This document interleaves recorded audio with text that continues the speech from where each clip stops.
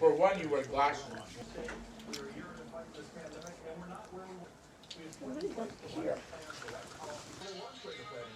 A pedicure or a mani?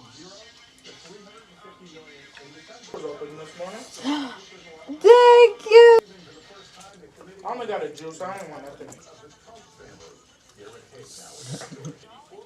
Please come in, juice. We're talking about how we could get comfortable in a situation that we're not even supposed to be in, or that's not meant for us, because we don't know any better, basically. So it's kind of like if you grew up in toxicity, or your whole life you watch people doing the same thing all the time, you naturally become accustomed to that and you think that's normal. And when you see things kind of differently, or people doing something different,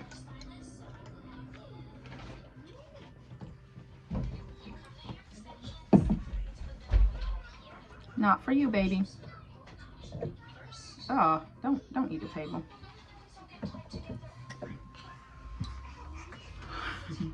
Say hi. So I'll give an example. So growing up, everybody I was around was a single parent. All the adults I encountered, they were single parents, or if they were in a relationship, they were not in a relationship with their kids' fathers. It was always a step parent in the household. So to me, that was normal. That was to be expected. I thought that's how everybody lived. I thought everybody lived like, you know, as single parents. Fathers weren't involved, or fathers were barely involved. You know, we take on this normalcy that our environment has projected on us, without us even realizing it, pretty much. Like sometimes we could be like, oh, this is weird. But then it's kind of like we get comfortable with it because what else do you know? If you don't know nothing else, then you could feel like it's weird all day long, but it's still normal to you.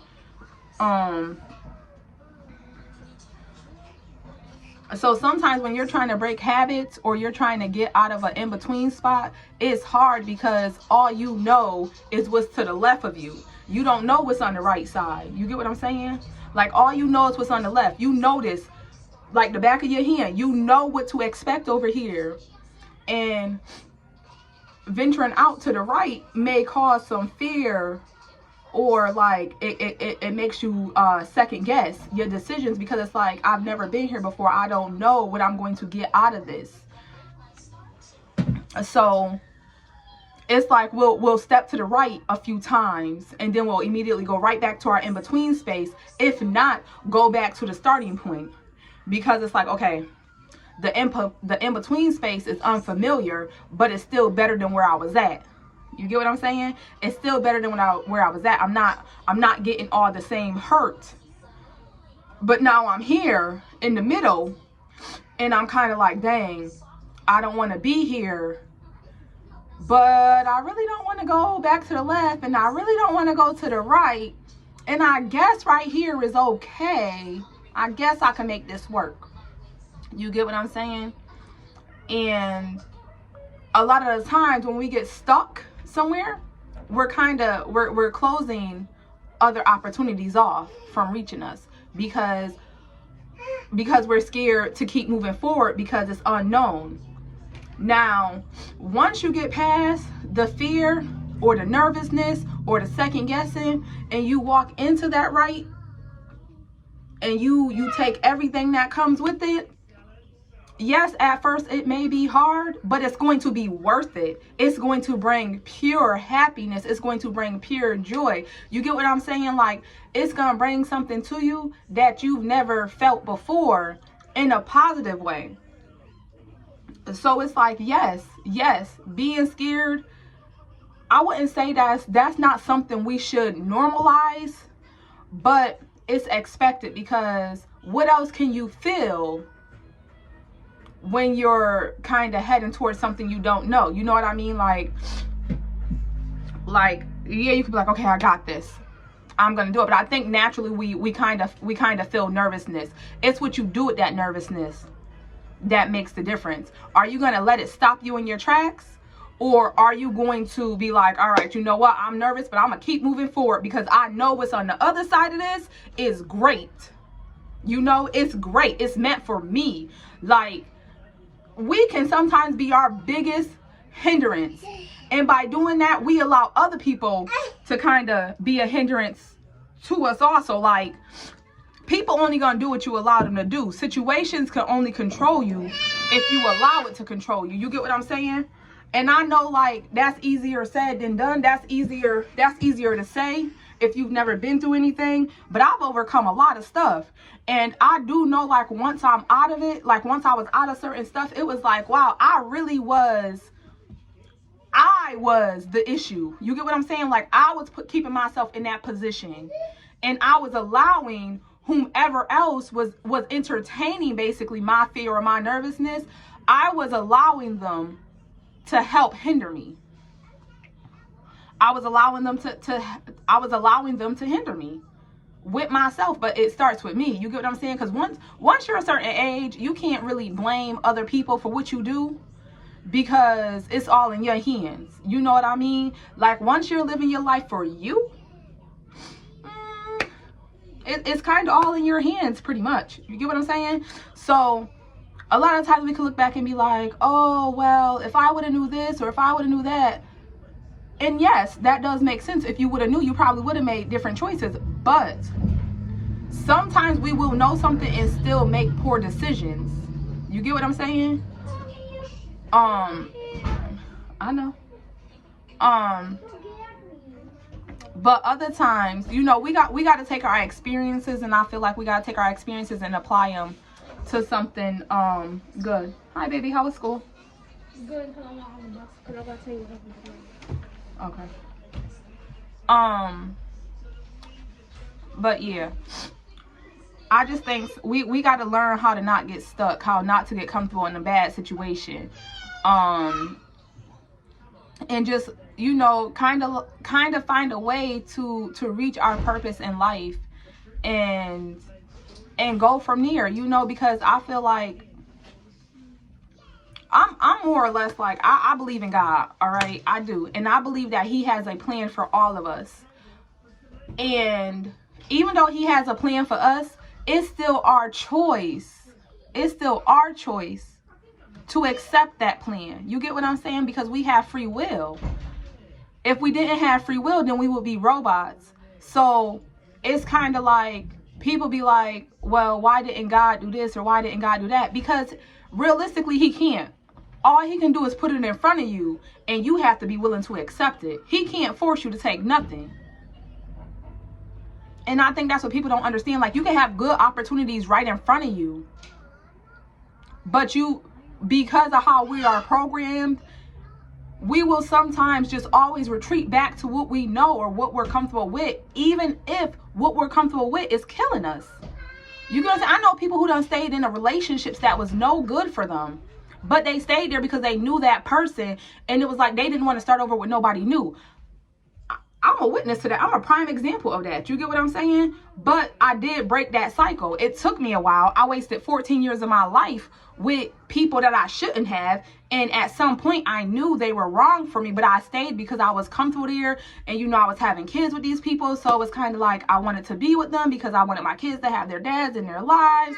And I was kind of like, you know, shown just certain things. Like, if I wasn't with them, they weren't going to be involved. And it was kind of like I felt like I was choosing my children's happiness over my happiness. But in the end, I wasn't happy and my kids wasn't happy. You get what I'm saying? So it's like, even though I thought I was doing something good, I kind of wasn't. I really wasn't. But it's because I was comfortable and I was afraid to step out and be on my own, basically. Because I didn't know what would happen if I left these men.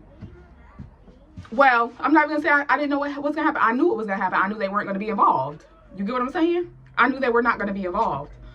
But that's where I could look back and say, had I been paying attention before I started having kids with these men, I would not be in the situation that I'm in. But I was not paying attention. Why? Because the men I chose are the same exact men I grew up around. So it was the norm. You get what I'm saying? I found comfort in my comfort zone of what I had been told was correct. Even though part of me thought it was wrong, I still became a creature of habit. And it's unfortunate that now, years later, I am seeing that. But all I could hope is that I have broken the cycle enough for my children to not go through the stuff I went through, and for them to always persevere and go forward in life and not get scared and let fear hold them back from their true purpose. I just feel like a lot of us get stuck. We get stuck because we don't know better, or because we do know better and we're just scared what's on the other side of that door. You get what I'm saying? So,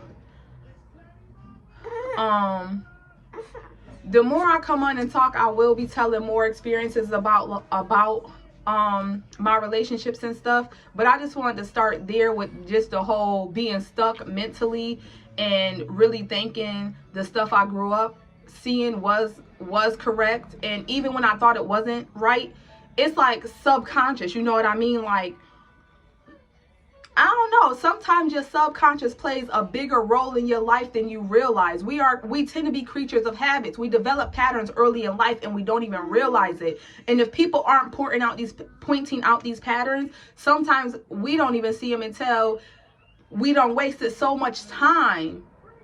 And now it's like, well, dang, I've been doing this for X amount of years. How am I going to change it? And change is hard. Change don't come easy, and it don't happen overnight. The same way you develop a habit is the same way you got to break that habit. You don't just develop a habit overnight. It be little things that lead to that habit and make that pattern, you know, stick longer, basically.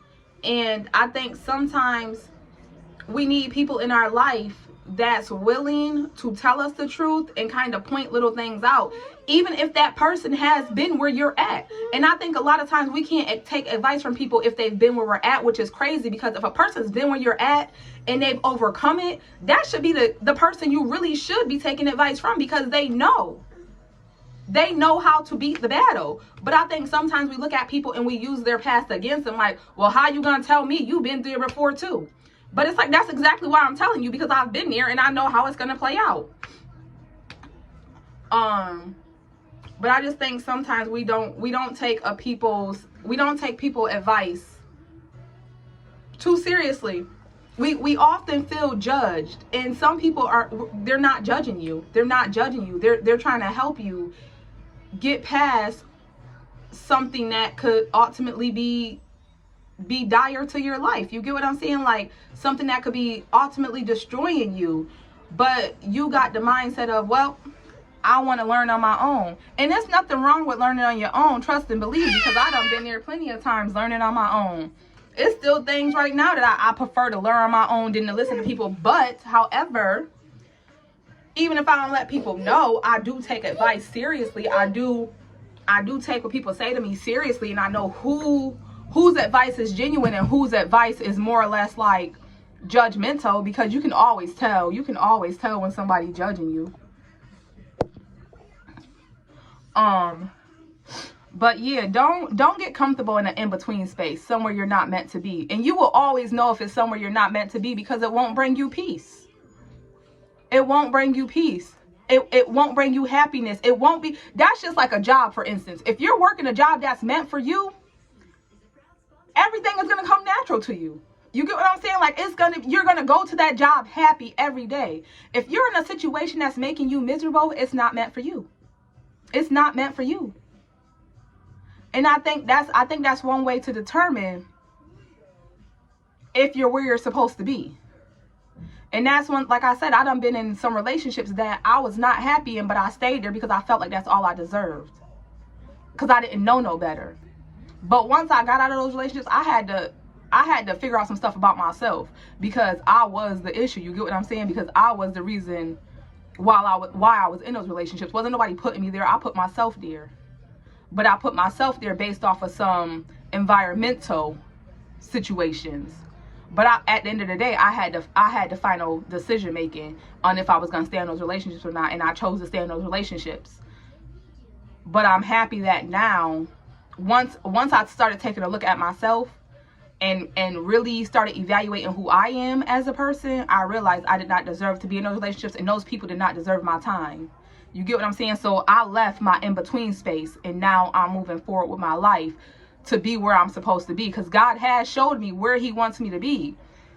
Even though I done backslid a couple of times, he still is showing me where he wants me to be. And now it's my turn to cash that check in instead of continuously sending a check back to the sender. Like, why am I not cashing this check in? You get what I'm saying? I'll be back with part 3 in a couple of days. Have a great day, guys. When experienced as much pain as I have, I've been through a tremendous amounts of pain. Physically, mentally, spiritually. I've been through hell. In order to appreciate and understand great peace, you have to have went through and experienced great pain.